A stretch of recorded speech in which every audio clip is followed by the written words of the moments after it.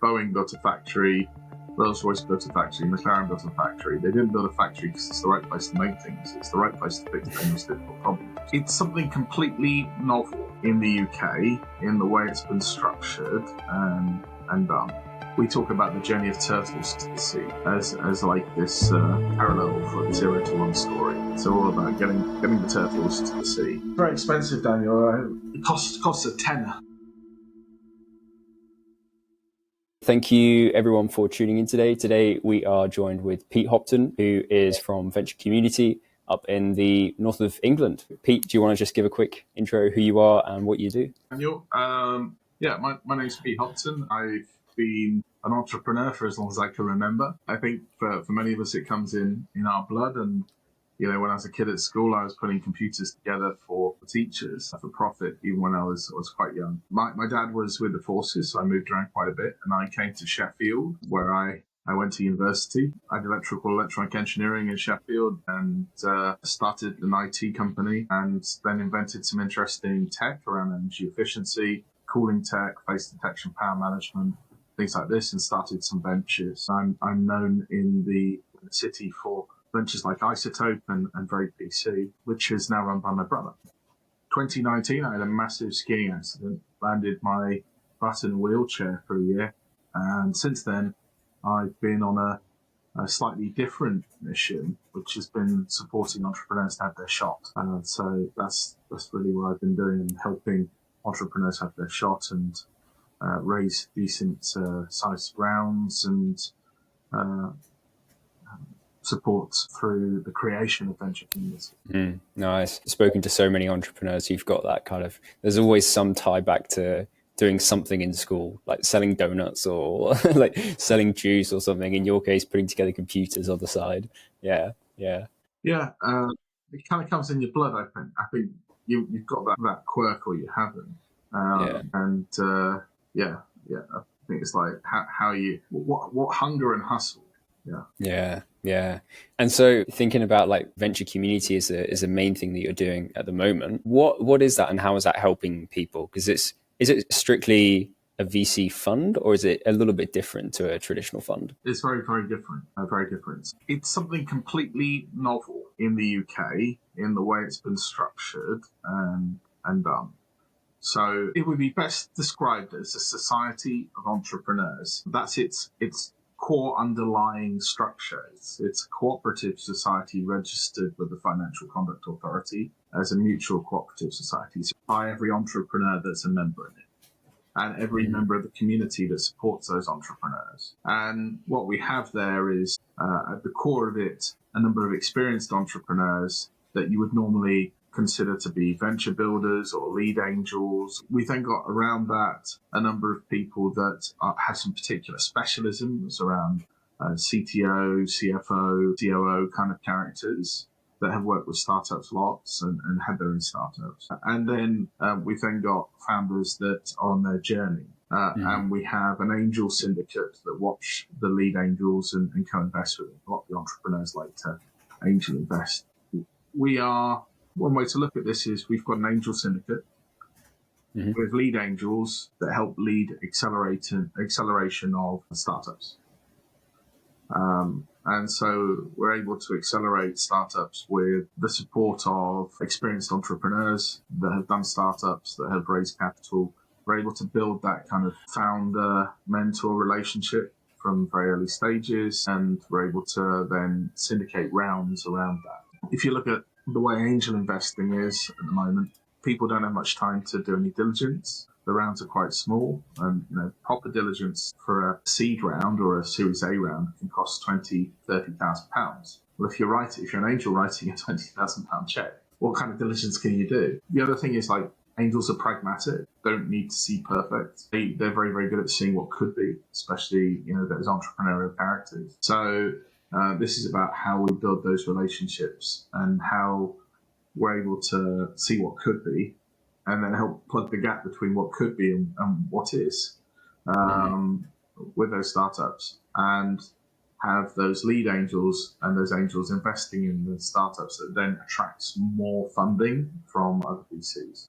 So we do have a fund we're putting together. It's a co-fund, and the aim is to co-invest alongside those lead angels and other VCs and investors that come in as part of those rounds. So the community itself is kind of fund agnostic. Yeah, it's a really interesting concept. Is it something that you think has happened as a result of, a lot of things shifting online and networks almost shifting online and being able to be distributed online? Has that helped you in particular, or do you think it kind of still could have worked in an age where there wasn't that online connection? My feeling is entrepreneurs like this high bandwidth in-person connection with others, this vibration that you get in the room, and venture community puts stuff online but doesn't tend to exist online. It exists in reality geographically. The current venture community is a South Yorkshire one. It's Yorkshire centric. We've got people in it that come from a bit further afield, north and south. It's built around South Yorkshire, and in South Yorkshire we've got Sheffield, Russell Group University City. That's got some of the best engineering in Europe. When I went there and did electronics, it was number one in Europe for electronics engineering research. The opportunity that's presented by these Russell Group University cities outside of the normal Golden Triangle is that they had their IP clogged up for 20 years. Sheffield did a deal with IP Group, which impacted the number of spin-outs that they could do. So a very, very small number of spin-outs actually occurred. A lot of people didn't invent things, if you know what I'm saying. And then left the university and started making things in their shed. And you've got these really, really high stay-on rates, lots of PhDs in the population. It just so happens you'll be having this conversation with an entrepreneur, and they'll be like, Bob's got a PhD in that kind of polymer engineering. They'll know someone who's going to provide them the solution. People come to Sheffield to solve the world's most difficult problems. Boeing built a factory, Rolls-Royce built a factory, McLaren built a factory. They didn't build a factory because it's the right place to make things. It's the right place to fix the most difficult problems. So I think with Sheffield and other Russell Group universities, there's this untapped potential. When we had this investor visit from the United States, we visited a number of the research institutes. One of the Brits described it as a museum of uncommercialized intellectual property, and abbreviated it to a MUP. The Americans referred to it as a candy store. And it's interesting to look at that delta between British cynicism and American optimism, isn't it?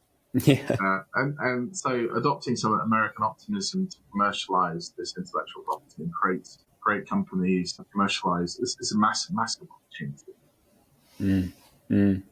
The issue is attracting the funding. Sheffield, as an example, has about 1/10 of the funding per capita for venture as Cleveland in Ohio, right? So it's one order of magnitude up where it should be. Yeah.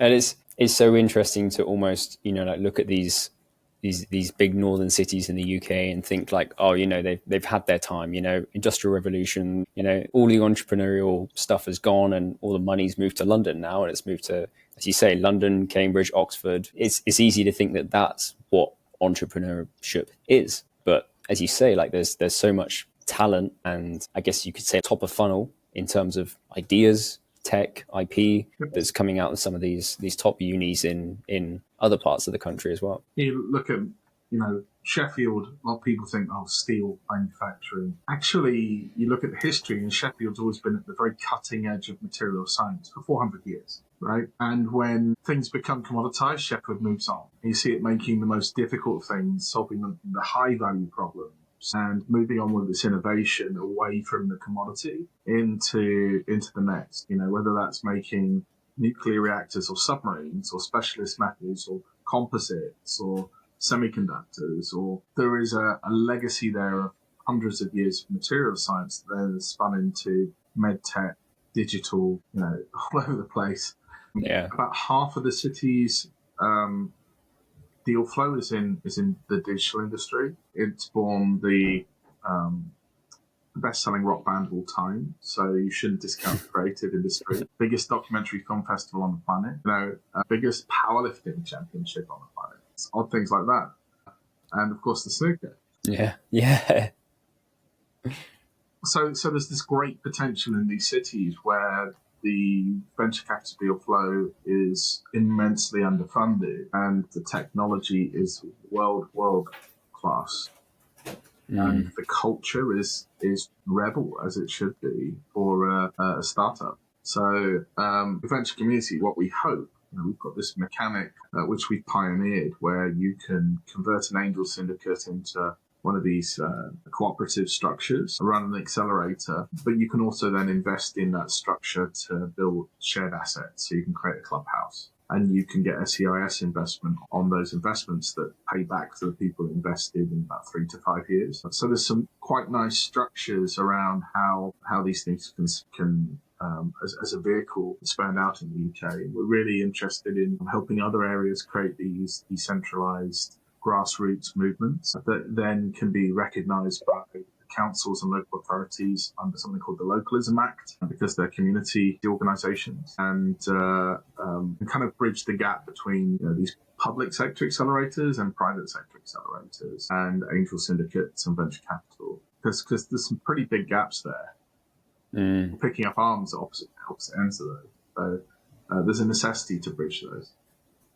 Nice. And how are you seeing venture community really help with kind of bridging that gap? What are your approaches to building community and reaching out to those founders who might have some IP that they want to develop into something?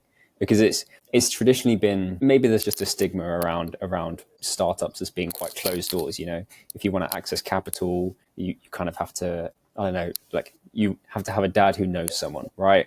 Or like you need some connections already. What you're saying is that's not necessarily the case, and that there are actually different vehicles that you can use to access funding, right? That's very expensive, Daniel. It costs a tenner. Yeah.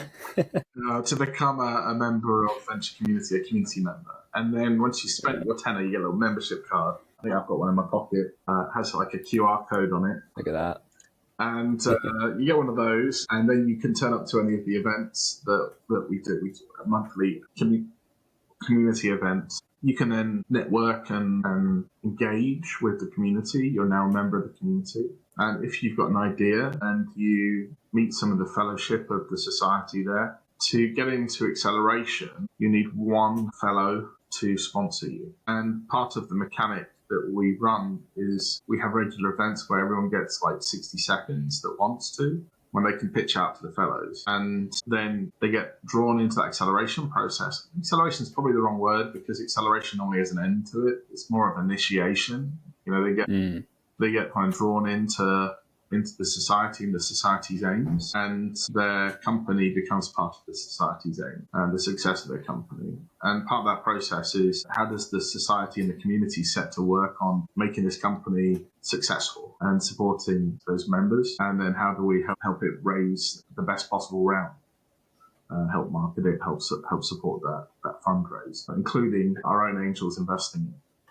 So that's pretty much it. But this is wide.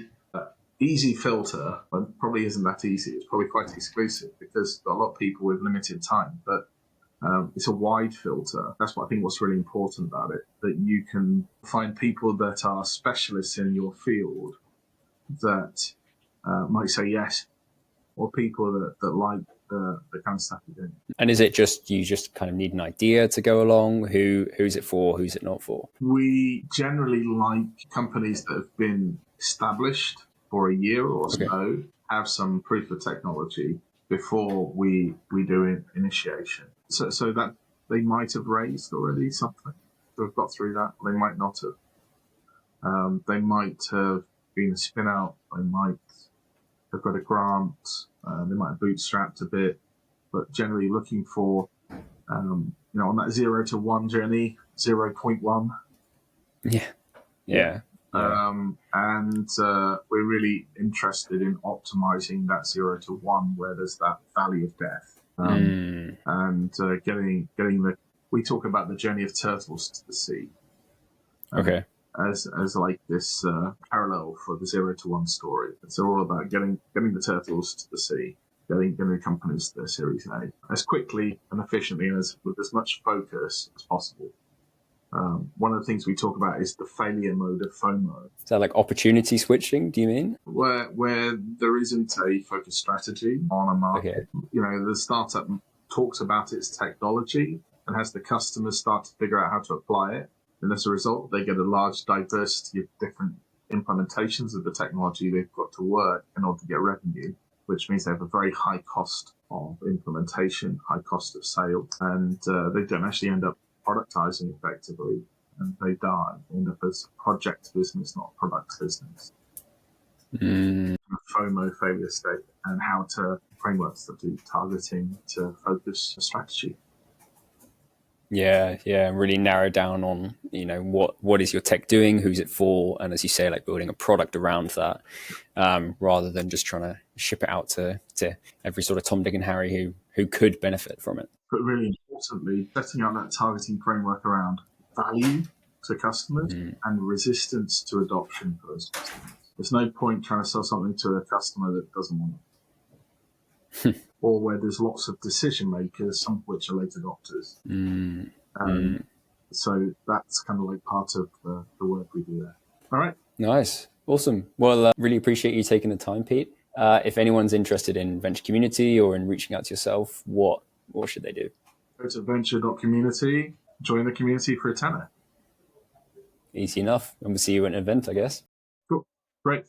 Thank you very much, Dan. Thanks, Pete.